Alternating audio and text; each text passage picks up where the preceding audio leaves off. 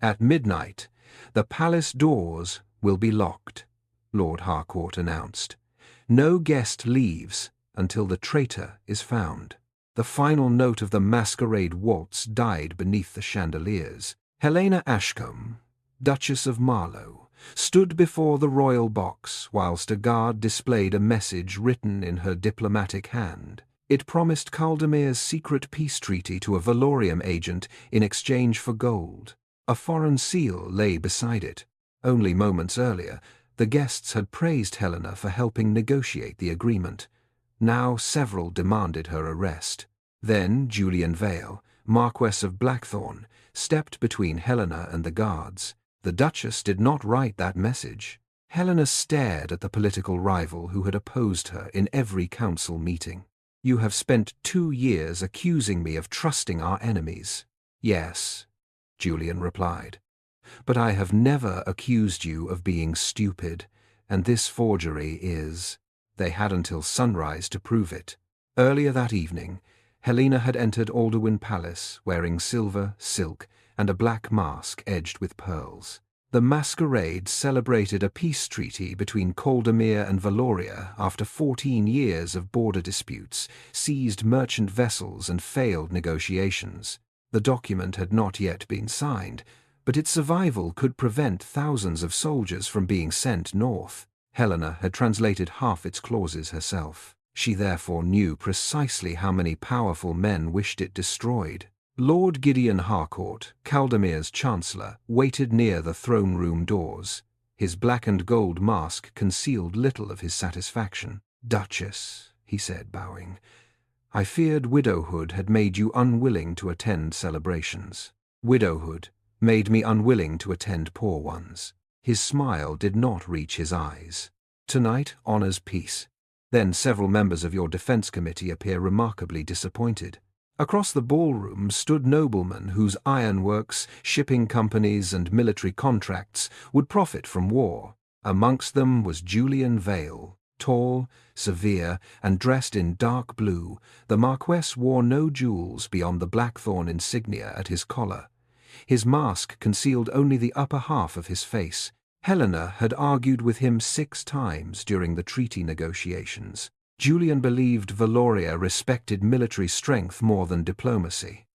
Helena believed men like Julian spoke too easily of war because they were rarely the ones ordered to die in it. He approached her beside the musicians' gallery. "You changed the coastal trade clause," he said without greeting. "I corrected it.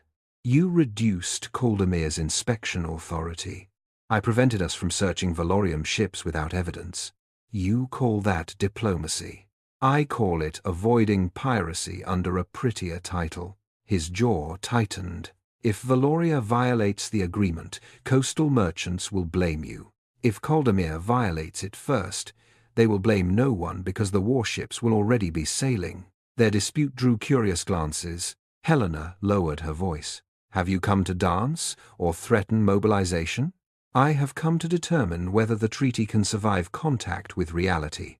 "That sounds exhausting for the treaty." Before Julian could answer, the orchestra began a quadrille. A palace attendant delivered their dance cards.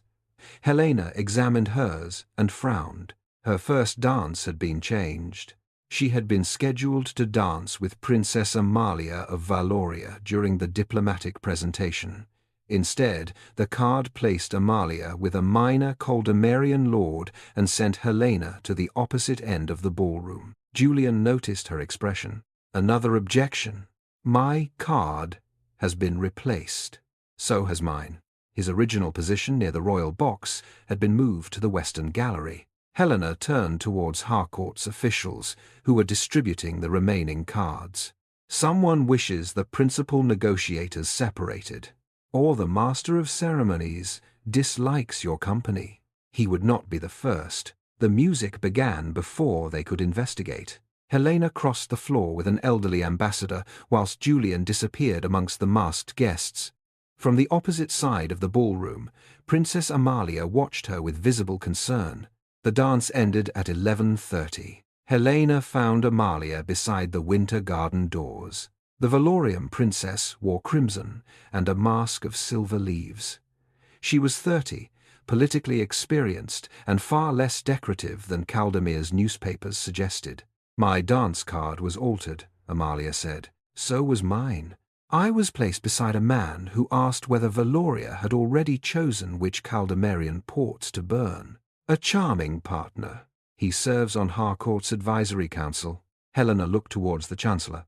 "Has he approached you privately?" Amalia hesitated. "Yesterday he offered my delegation protected passage home should the treaty fail." "Why would he expect it to fail?" "He said Caldemir's people had little appetite for peace." Caldemir's people were not consulted.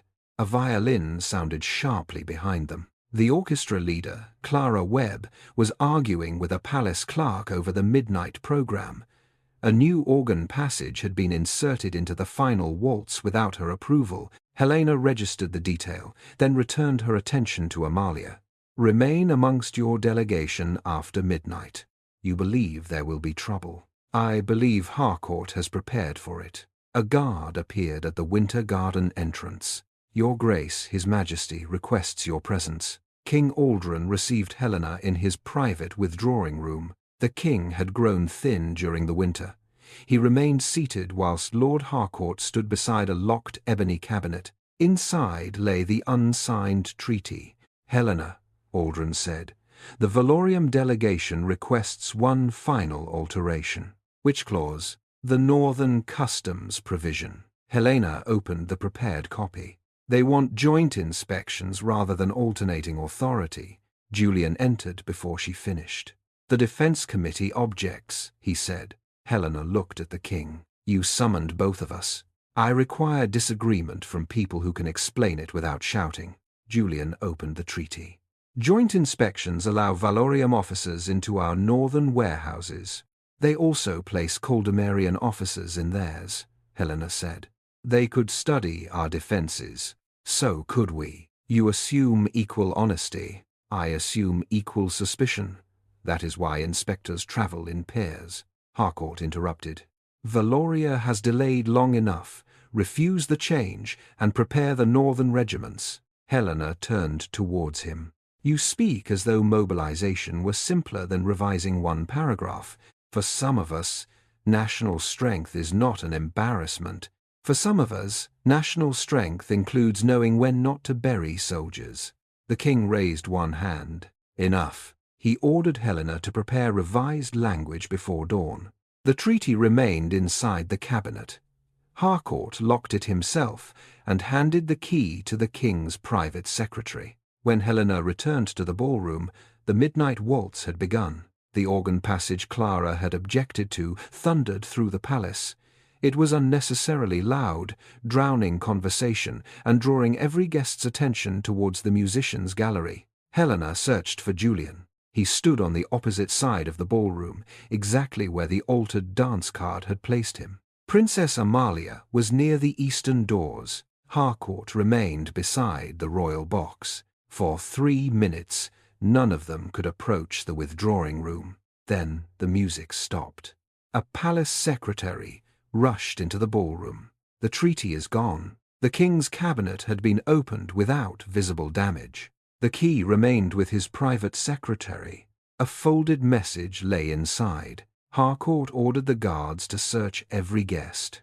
A broken piece of the cabinet key was discovered inside Princess Amalia's cloak. The forged message was found beneath Helena's discarded dance card. Its handwriting matched hers almost perfectly. It read, "The original agreement will reach your agent before dawn. Payment must be delivered through the musician's passage." Helena examined the paper without touching it. "The phrase, 'original agreement,' is wrong." Harcourt stared at her. "It is written in your hand. It copies my formal hand. A distinction without value." "No, I stopped using the phrase, 'original agreement' 3 years ago. Current diplomatic reports use executed text." Julian stepped closer. "She is correct." Helena looked at him. "You noticed? I read your reports. I assumed you merely objected to them. I can perform 2 duties at once." Harcourt's patience snapped. The message was found with her card. The Valorium key was found upon the princess. This is not the moment for professional admiration. Helena turned to Amalia. Does your cloak contain an inner pocket? No. The broken key had been wedged beneath a decorative fold near her shoulder. It could not have remained there through the evening's dances without falling. It was planted, Helena said. By whom? Harcourt demanded. Someone with access to the withdrawing room, my archived handwriting, and the masquerade arrangements. Harcourt ordered the palace sealed. King Aldrin appeared above the ballroom, supported by 2 attendants. If the treaty is not recovered before sunrise, he said, the Defense Committee will assume foreign interference and begin mobilization. Helena understood the danger. Once soldiers moved north, even recovering the treaty might not stop the crisis. Give me until dawn, she said. Harcourt laughed. You are the principal suspect, which means I possess the greatest reason to find it. Julian stepped beside her. I will accompany the Duchess. Helena studied him. Why? Because the evidence is designed to satisfy people who dislike examining evidence. And because you trust me? No. The answer was immediate. I trust that if you intended to betray Caldemere, you would not leave a note beneath your own dance card. The king granted them 5 hours. 2 guards followed as Helena and Julian entered the withdrawing room. The cabinet lock bore a faint line of pale wax. Helena touched it with one gloved finger. This is not palace sealing wax. Julian examined the broken key fragment recovered from Amalia. It is not part of the cabinet key either. A copy, made to be discovered. They searched the carpet and found a small curl of blue paper near the cabinet leg. The same paper appeared on their altered dance cards. Julian held it towards the candlelight. Harcourt's office uses this stock for council notices. That does not prove he printed the cards. No. But it proves the replacements did not come from the master of ceremonies. Helena crossed to the writing desk. Several archived translations lay open. One bore her formal handwriting. A clerk had requested it from palace records 2 days earlier. The request was signed by Nathan Cole, Julian's private secretary. He went very still. Nathan has served me for 8 years. Then he had access to your committee papers, my archived translations, and the palace program. You believe he forged the note? I believe we should find him. They searched the ballroom. Nathan was missing. Clara Webb approached from the orchestra pit. One of my violinists never arrived for the final waltz, she said. A replacement presented a palace order. Where is the replacement? Helena asked. Gone. So is the instrument case. A violin case was long enough to conceal a rolled treaty. Julian ordered the musicians' corridor sealed. Before they reached it, a guard arrived carrying another discovery. Nathan Cole had been found unconscious inside a storage room. He wore a musician's black coat. Beside him lay an empty violin case. Julian knelt and checked his pulse. He is alive. Helena examined the coat. One cuff was stained with pale wax, matching the cabinet lock. Julian's face became cold. My secretary stole the treaty. Perhaps you still doubt it? I doubt evidence that arrives in a complete arrangement. She pointed to Nathan's hands. There was ink on his fingers, but no indentation from carrying the heavy violin case. Someone dressed him after he lost consciousness. Nathan stirred. When he saw Julian, fear replaced confusion. My lord. Who ordered you to copy the Duchess's hand? Julian asked. Nathan said nothing. Helena knelt beside him. Harcourt controls your family's debt. His eyes moved towards her. That was confirmation enough. You changed the dance cards, she continued. You copied the message, but you did not take the treaty. Nathan's breathing became uneven. I cannot name him. Then tell us where the treaty was taken. He looked towards the ballroom ceiling as the palace clock struck 1. The violin case was a distraction. Julian leaned closer. Where is the treaty? Nathan swallowed. It never left the ballroom. From above them came the low vibration of the palace organ. Helena remembered the added midnight passage, the unnatural volume and the wax near the cabinet. The stolen treaty was still inside the palace, and whoever had hidden it expected war to begin before anyone thought to search the music itself. "The organ," Helena said. Julian looked towards the musicians' gallery. Nathan's eyes closed again, but his final words had given them enough. The altered midnight passage had drawn every guest's attention away from the withdrawing room. Its sudden volume had also provided cover for anyone moving through the upper corridors. Clara Webb met them at the foot of the gallery stairs. "Who ordered the additional music?" Helena asked. "Lord Harcourt's office sent the instruction this afternoon. Was the organ inspected beforehand?" A maintenance clerk entered shortly before the masquerade. Julian turned to one of the guards. "Find the maintenance register." The guard left at once. Clara opened her cue book. The original program ended with the waltz. A second passage had been written beneath it in unfamiliar ink. Helena examined the notation. "These notes are not musical corrections." Clara frowned. "They indicate which organ stops should be opened, which pipes correspond to them. The largest central rank." Julian looked upwards. "Large enough to conceal parchment. If rolled tightly." They climbed to the gallery.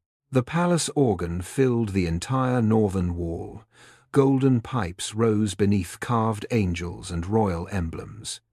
Clara began opening the marked stops, whilst Helena searched the waxed panels beneath them. One panel bore a fresh scratch. Julian forced it open.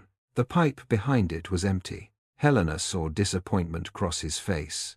Then she noticed pale wax on the inner rim. "Something was placed here," she said, then removed. "By whom?" A guard arrived carrying the maintenance register. The organ gallery key had been signed out by a clerk from Harcourt's office shortly before 11. It had been returned at midnight. Julian checked the name.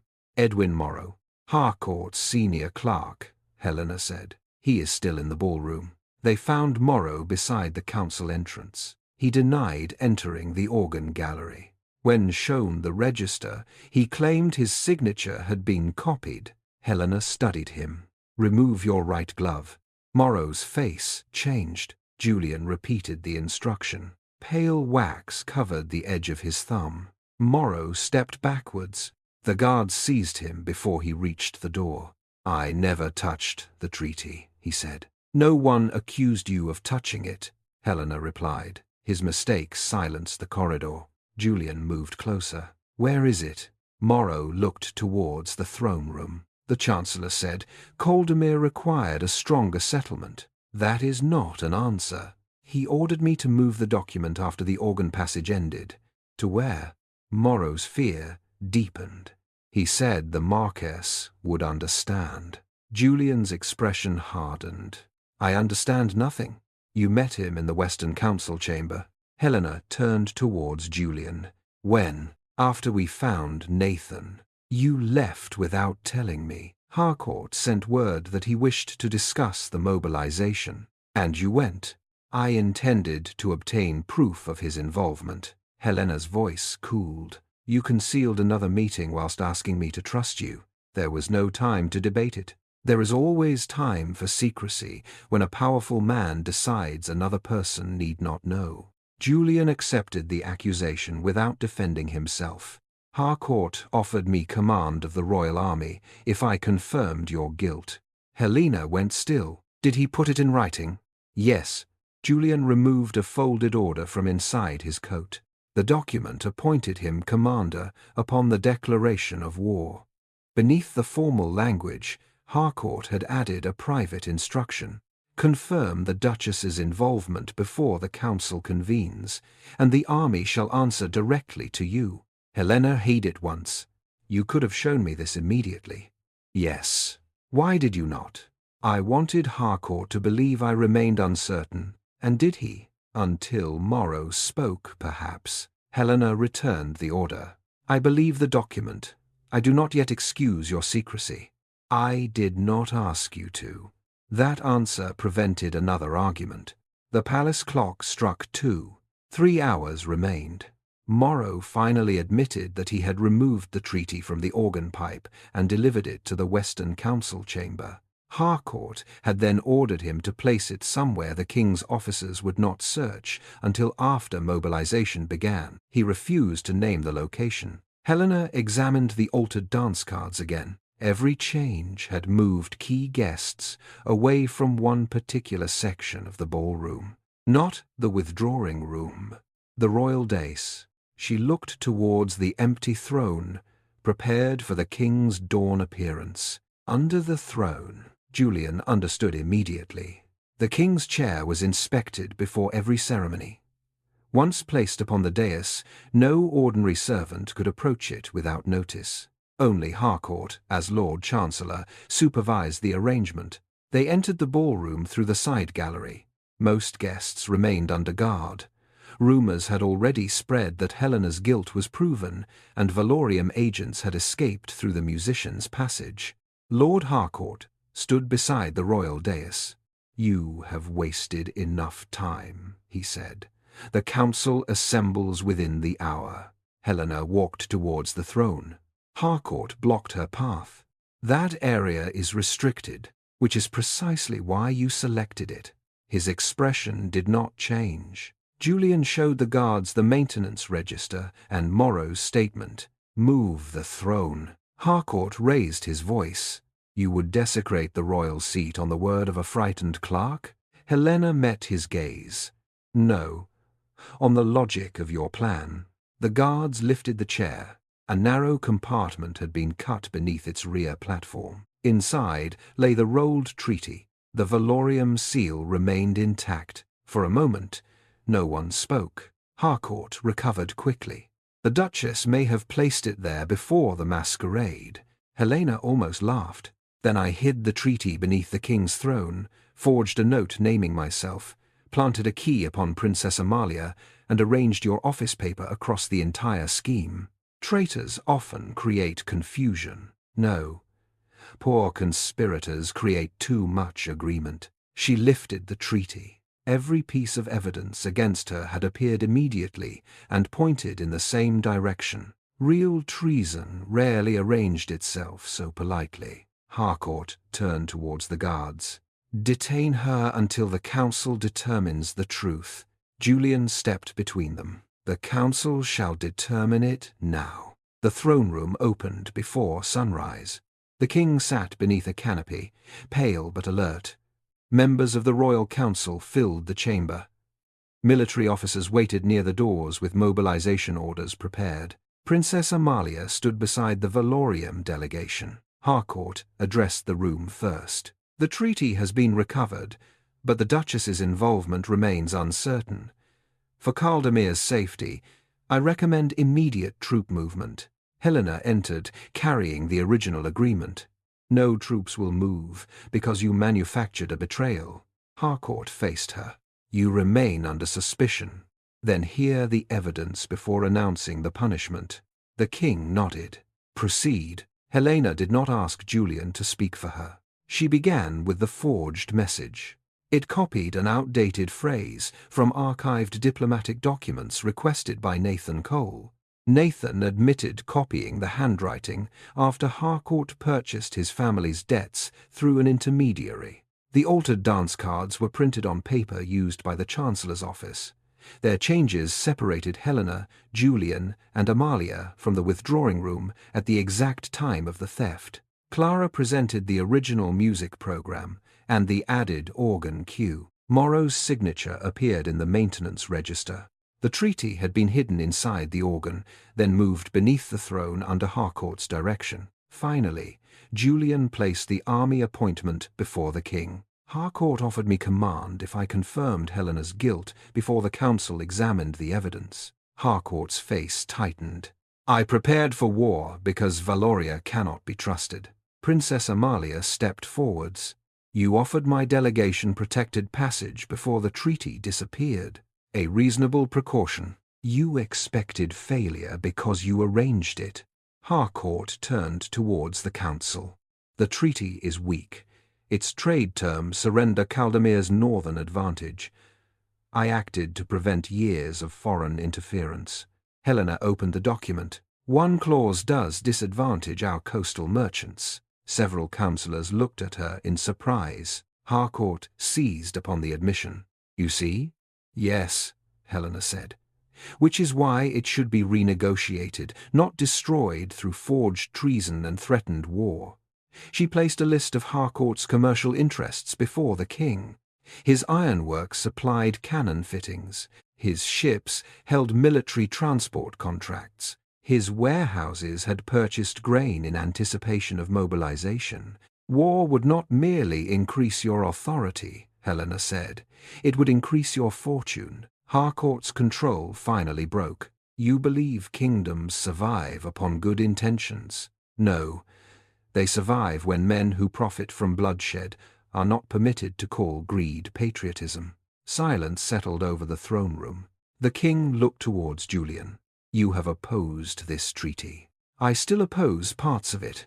Do you believe the Chancellor acted to protect Caldermere? Julian answered without hesitation. No. He used legitimate concerns to justify deliberate fraud. Harcourt turned upon him. You would support her because you desire her. Julian's expression remained controlled. I supported the evidence before I desired her approval. Helena glanced at him. It was not a declaration. It was more honest than one. King Aldrin ordered Harcourt removed as Chancellor and detained for formal trial. The mobilization orders were destroyed. Nathan Cole agreed to testify. He lost his palace position, but Helena insisted that his family could not be punished for debts Harcourt had weaponized against him. The treaty survived the night. It was not signed that morning. Helena refused to pretend its disputed clause had become fair merely because Harcourt opposed it. Princess Amalia agreed to reopen negotiations. Peace would require more work, but it had survived long enough to remain possible. 3 weeks later, Helena was summoned to the king's study. Julian stood beside the window. She stopped when she saw him. Have I interrupted another secret arrangement? I deserved that, he said.